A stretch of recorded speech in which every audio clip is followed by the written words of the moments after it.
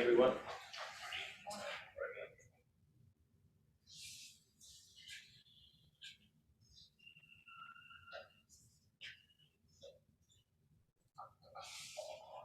I have to remember to drink. I get nervous and drink the water. My name is Koten, and David Price is what I was born. I've been here for 16 years, almost 17, I think now. But it was excellent. I have a little bit of the cheese today, which is called the way seeking wine. Kind of what brings us to practice. And maybe more importantly, what keeps us practicing. Could you please speak up a little more? Oh, yes. Okay. So I put on the top of this paper, great hindrance. There's actually a tea that we have in the kitchen. It's called great hindrance. I'm not sure why it's named that. It's kind of an interesting name. And I've been feeling this great hindrance. Perhaps we all have. I don't need to recognize everything that's been going on in the world, but we have the kind of judging or maybe wishing it was some other way. We all know what that's about. But for my being, I've been going through some changes. I've been going through having some physical and emotional and mental things that come up. And after being here and practicing for so long, I would think that part of it is my pride comes up and says, well, I shouldn't feel that way. Well, Zen practitioner, heck, I'm a priest. I should know exactly what to do to get myself out of that. But this is absolutely the wrong idea of what our practice is. What we're practicing with everything, just like everyone in the world is practicing with everything. There's no special curtain. Although maybe there is, but there's no special curtain around the mountain that separates us from the rest of the world. But as I was sitting here, this morning I'd been quite nervous. I'd had some trouble putting this talk together. And the reason is I have a certain process that goes on when I do this, and I try not to write everything out weeks before, because then when I pull it up, it looks like it was from somewhere else. I mean, I'm just not really so connected with it. And so kind of letting things go, I always sit here before the talks and I wonder if I'm screwed up, because there's really not much from this paper. But I'm never quite just frozen up. So one day maybe I just will come in and try to just say what's right on my mind without putting things up. But as I was sitting there, I was actually this morning, I've been really nervous, and not like mentally nervous, but my palms are sweating, my soles are sweating, and I'm just a little, it's not that cold, but I feel chilly. But as I was sitting there, one of the things that I was going to talk about today was to to find a way to kind of honor my parents. They both passed away now. And I sat there and it started to come up. Of course, the emotion came up, and with that, then all of the nervousness goes away.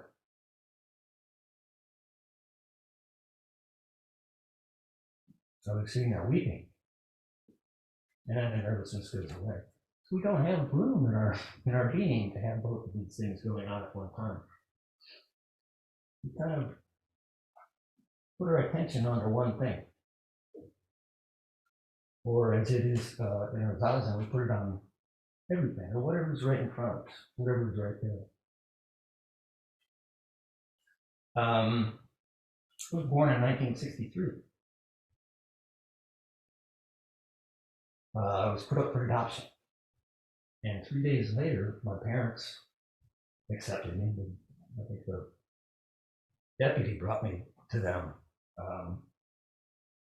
Rita and Robert Price. We were both teachers, and as I think about, that relationship, there's always going to be something, with an adopted child. There's always going to be something there. But to me, I could never see it. I didn't know what that, I didn't know it. I was my parents' child, and that was it. I knew that I was adopted. So that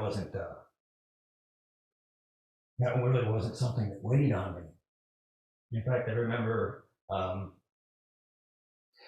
think when I was in grade school, there was a family that had an adopted child, and he had just found out. And so they asked me to talk to him about this, just what was my feeling, because maybe he was upset. And I was really grateful that my parents had always been upfront with me, told me that. And, I was born with a few kind of physical things, birth defects or whatever.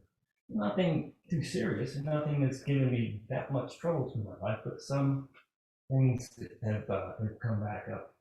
And so when I was young, there was maybe this idea of, I don't want to say sickliness, because I never saw myself that way. I was a small child, but I held on wheels too, and I did it. And I spent a lot of my middle years with great health. I'd work, no problems. But now, post COVID, there are certain things that are coming up or worsening, and also some other things from just aging. And you look at this, and I say, great ignorance in this being right now is struggling with certain things. But at the same time, here and I have this practice, and this practice isn't to push away our problems, but it's to actually see through, how we're dealing with those problems. Perhaps we can see through the fear of what's happening, or the anger that is happening, and that to me is quite quite good.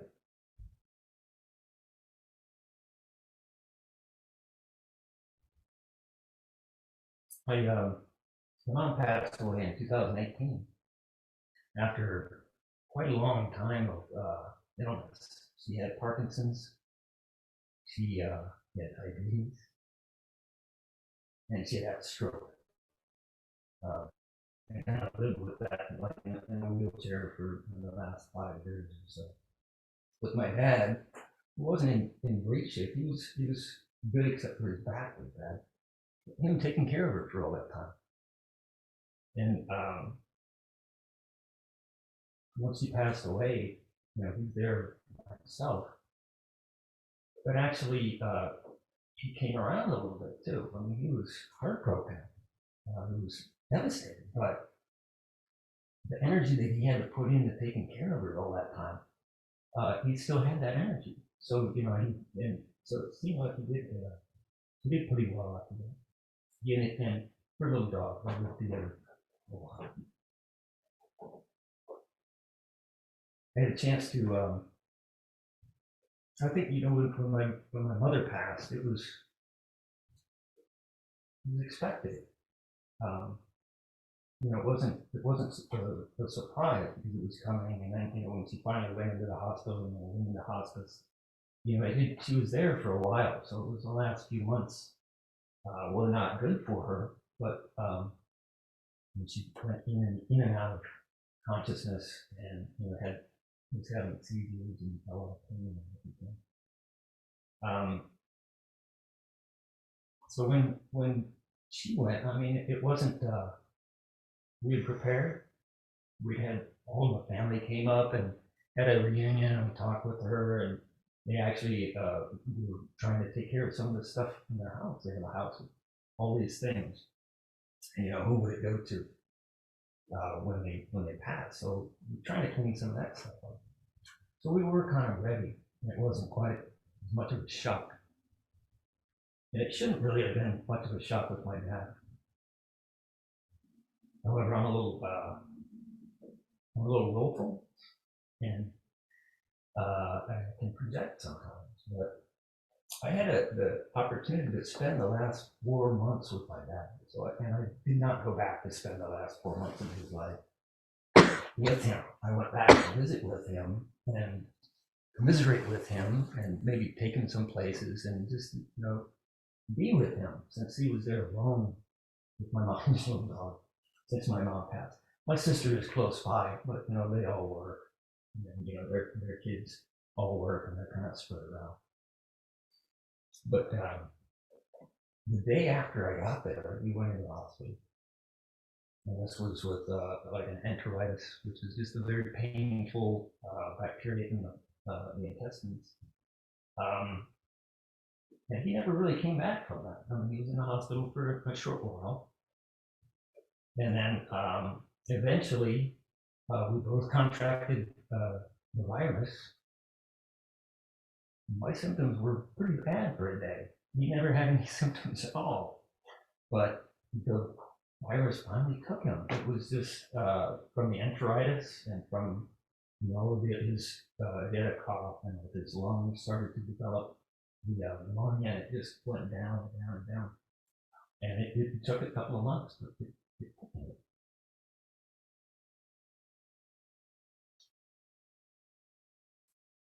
I was thinking back to the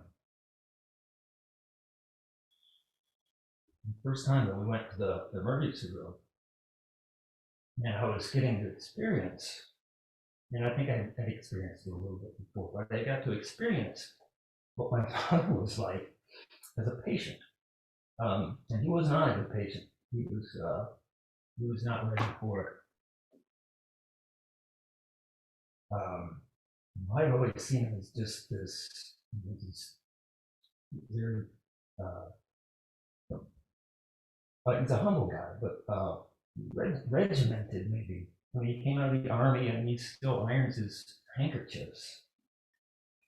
So I'm really very well put together. But as soon as the pain came, this all kind of went out the window. So he's sitting there in an emergency room, and his breathing is just like, and he's just writhing around, couldn't get comfortable, we couldn't give him any more pain medication yet because he had just had some, before it came in. And so I tried to work with him with his breathing. And it was really just too hard for him. It was just, he couldn't get out of that rhythm and just take a breath and hold it just a couple of beats and then let it out slowly. And I tried, trying to explain to him, but at the same time, and the other mind in the back of my mind is saying, well, this is his process that you're going through, and I'm projecting onto him. It's like, why are you breathing like that? If you just would slow down and take care of yourself, you wouldn't be in such torment. And so I did feel a little bit off on that, the way that I was doing. I was trying to help, but if you're trying to force something that's not going to work on someone, it becomes then it's something. And it kind of this wasn't something that was really palpable through the time, but there was a little bit of that because he felt, okay, we need to, let's see, he's doing farther and farther down. We need to eat, we need to do your exercises, you need to take your medications, you need to do all this. And he really, after a certain time, he was just ready. And he wasn't, it wasn't that he wasn't willing to do that. He just couldn't somehow. And there was a time, I had gone back just to spend the time with him. And then, as I was there, I realized, and in my mind, it always was, I'm going to be caretaker one day. Caretaker. And so halfway through the time that I was there, that was my plan. So I figured that we get him healthy, we get him, he was in skilled nursing, and wanting to get into a better place.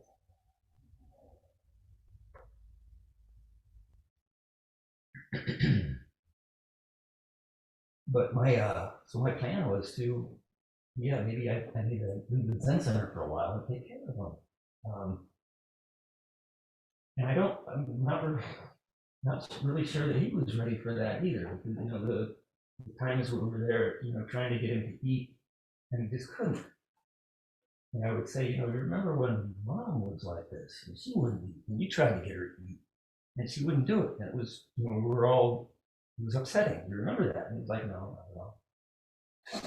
It wasn't that he didn't remember it. He was being an imp, kind of like I probably was when I was a kid. There was, and then there was a time because I was having to help him a lot with showering, toilet duties, and cleaning up and everything. And there was just this messy time, and he's just like, this is what it's like now. This is what it is now, just like that. This is really what you want to do. You want to be here doing this. And I was like, well, yeah, what can you say? Of course I want to be here. I guess to summarize, I had decided that I should be there as caregiver. And so I came back to the Zen Center to kind of get things in order. And then he was supposed to go to another facility like the next day. It was the same place that my mom had passed away in. My sister called me after I got back, maybe 3 days after I came back, that he wasn't doing well at all. And he went into hospice while he was there. And he wasn't there for more than a day and a half before my mom had passed away before he left as well. And of course, me with all my plans dashed. And I just get this feeling that it was a little bit disjointed. That, I should have been there. I shouldn't have been trying to make him better. I should have been realizing that yes, he is passing away. It didn't seem like he was passing away at the time. It seemed like because he'd have energy and then wouldn't have the energy. All he needed, so in my mind, all he needed to do was take his medicine, eat, do the exercises with the girls that came in the exercise, and he'd be able to get strong and go back home. But it really wasn't that time, and I didn't get that.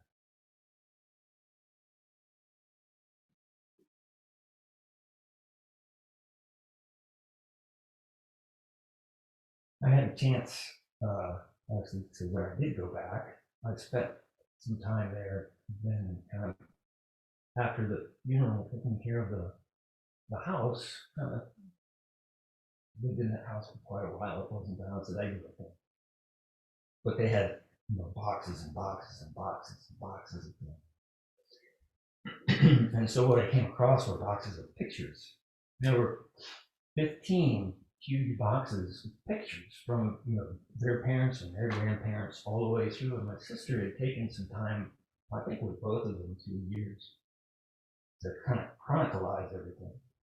So I could sit there for hours and just look at the life of my grandparents and their parents all the way, up to me. Myself as a kid. And it was kind of, it just, when I think about that trove now, that's all gone. It's all just commemorized on the picture. The house somebody else is living in right now. My neighbors are getting to know somebody new. It just seems so final and so gone. But this is a very natural thing. I mean, it's happened to their parents, and parents before them, everyone else's parents. It goes away, and then they're carried on through everything that they've touched.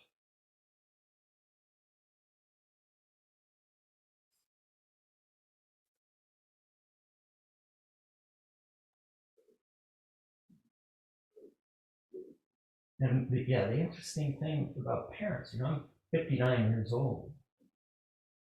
The parents are gone. And I'm like, well, who do I talk to now? I think, to a certain extent, we kind of live through our parents' eyes. It doesn't matter how old we are. You know, there's so many times that I think, you know, something will happen at the Zen Center. My dad was like he was the one I could talk to about things. He loved to hear about what was going on here, what we were doing. And I don't have that now.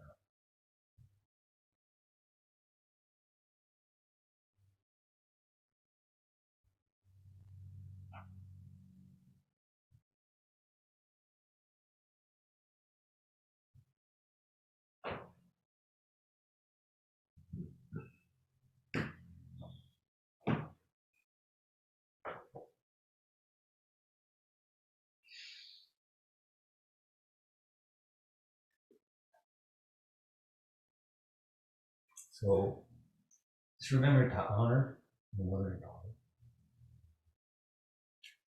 That's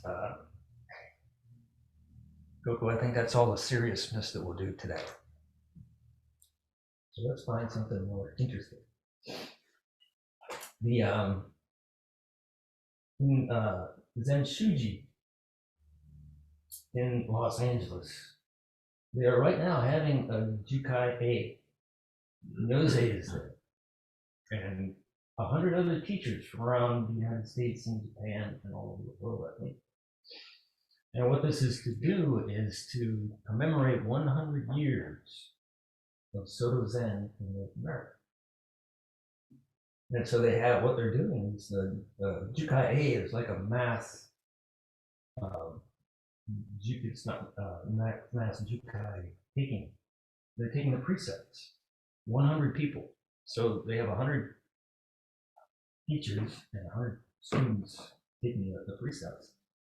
It's 5 days of ceremony and precept taking and Dharma talking. So we've been asked to watch some of it to see what we could see. Yose had a couple of things picked out. Watch these. And Lucy had a couple of things picked out. Excuse me. The first thing that we watched, we had, well, actually, it was the second, but when Shohaku Ukumura spoke on the precepts, and there were a couple of things in there that I found interesting and kind of sparked things for me.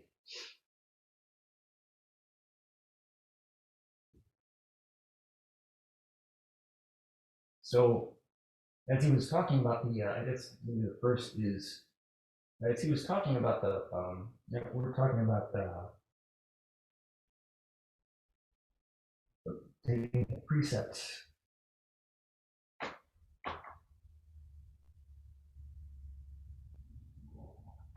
And how our, what is it? He's kind of explaining or telling us what the mindset should be for the student taking the precepts. And the word that he used was attitude. And I hadn't really heard this word in Zen so much used like that. Now, Shirako Kumura is a translator. He's very Japanese. He's used to taking words and using different ones in different places so that you can catch maybe a slight meaning. But this attitude, and this could be in place of you, like in an eightfold path. So, like right attitude. Now, in the West, I think this touches us a little bit, maybe a little bit more. It does mean a little bit, and so I like to share. And it's just an attitude. It's not necessarily good attitude, bad attitude, but how we're holding ourselves, how we're approaching something, maybe how we're putting something down, how we're feeling about something. This is all in the attitude. It just seems maybe more human. A lot of the time, we might be thinking about how this would be if we weren't so dang human, right? Because we have all this crap that we're supposed to let go of in this practice. But what if we didn't have that? What if we didn't have that to let go of? Well, then what would we do? We would still, but since we are human, the thing that we need to be aware of perhaps most is this attitude. this feeling, this view of what we're doing, of what our activity is about, how we're coming together, and why we're coming together.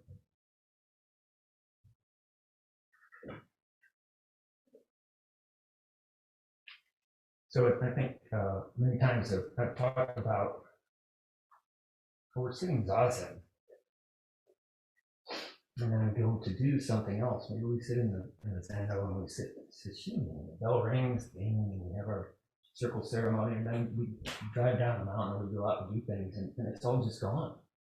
Well, as soon as the bell rings, we just stand up and run out somewhere. And I think that we've used the term the spirit of Zen. So what we should do is the bell rings, we don't just run, stopping. It's not an end. We're just going to bring that spirit of Zen to walking. We're going to bring that spirit of Zen to cooking or working, so whatever we're doing. But instead of spirit, we think attitude. So go with the right attitude. And so as we're working it, we're not trying to hold the attitude of Zazen or Zen, but just to keep that in mind. So that we have something that we are always, just a slight pressure or a slight facing towards our path.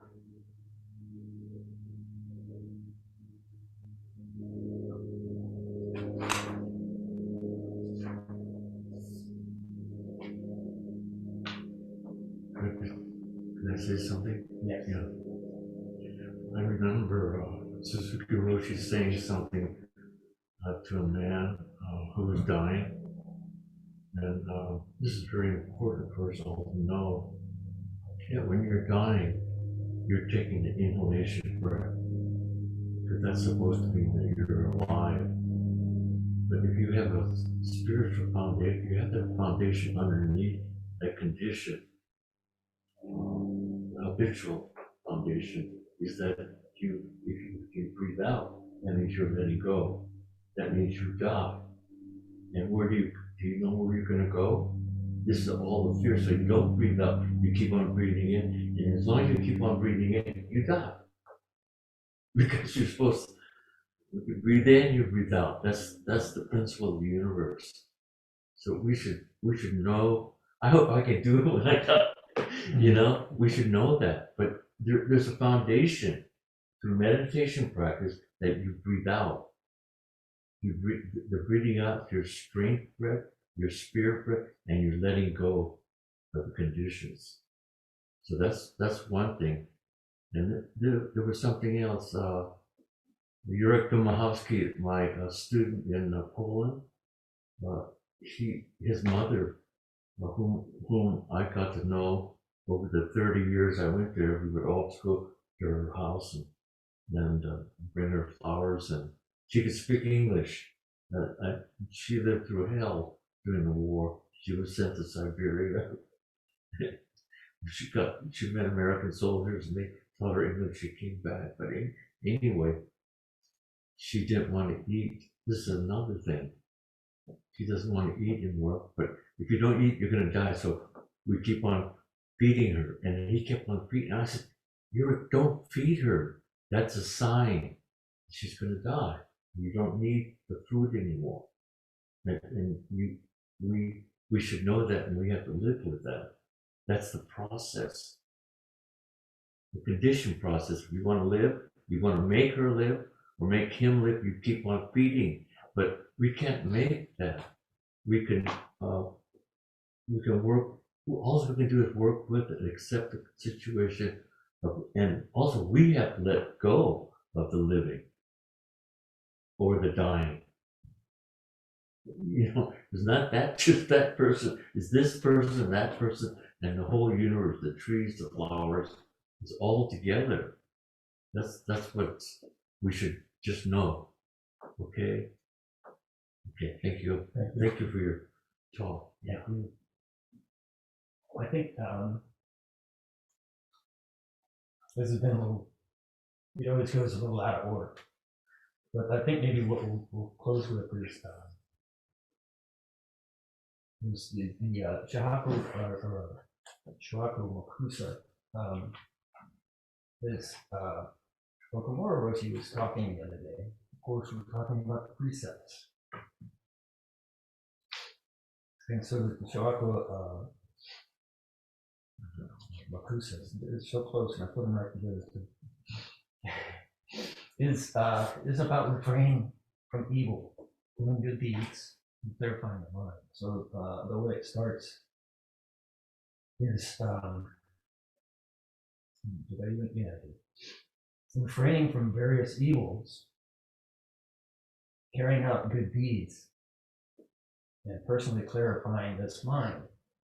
This is the essential teaching of all the Buddhists.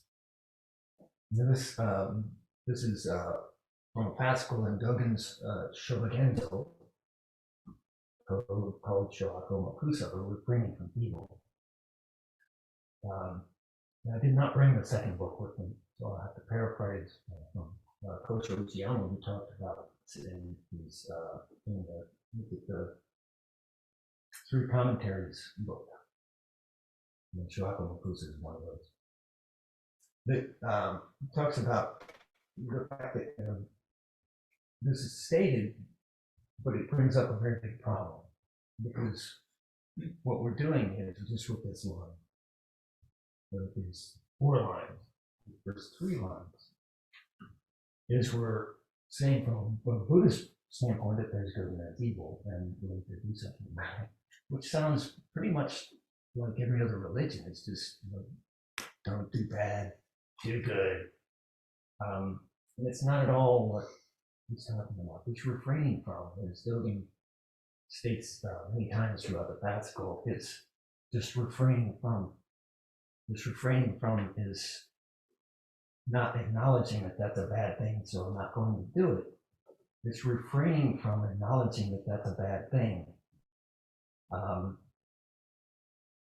More like refraining from creating good and bad. So we're not going to raise the idea of that. So this refraining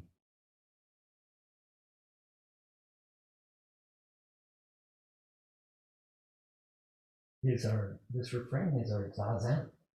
This is our zazen of not touching things, our zazen of not playing with things, letting everything just be.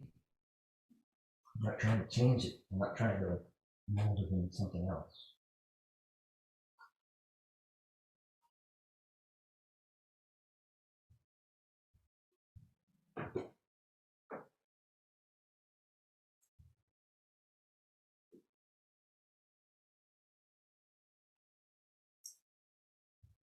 This is cultivating the empty field. And this is the talks and poems by one monk Wanshi, or Tendo Kaku, which was he was the one that wrote the verse on the rope. He influenced Dogen greatly, because this is one of the first silent illumination. Dogen calls that shikantaza.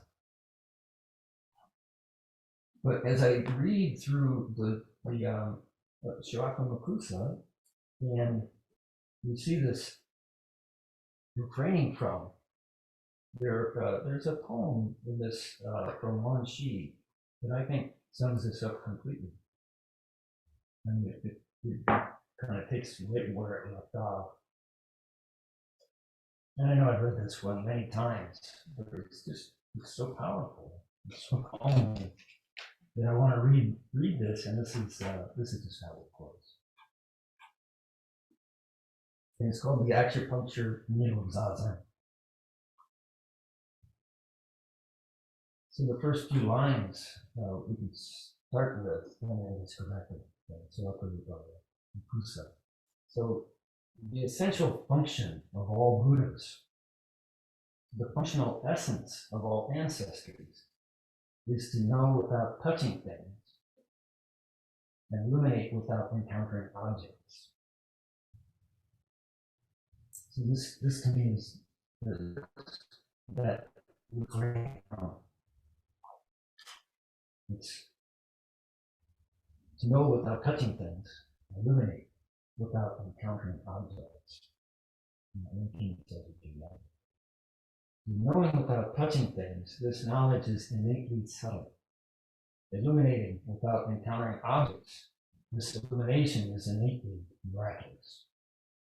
The knowledge innately subtle is never engaged in discriminative thinking.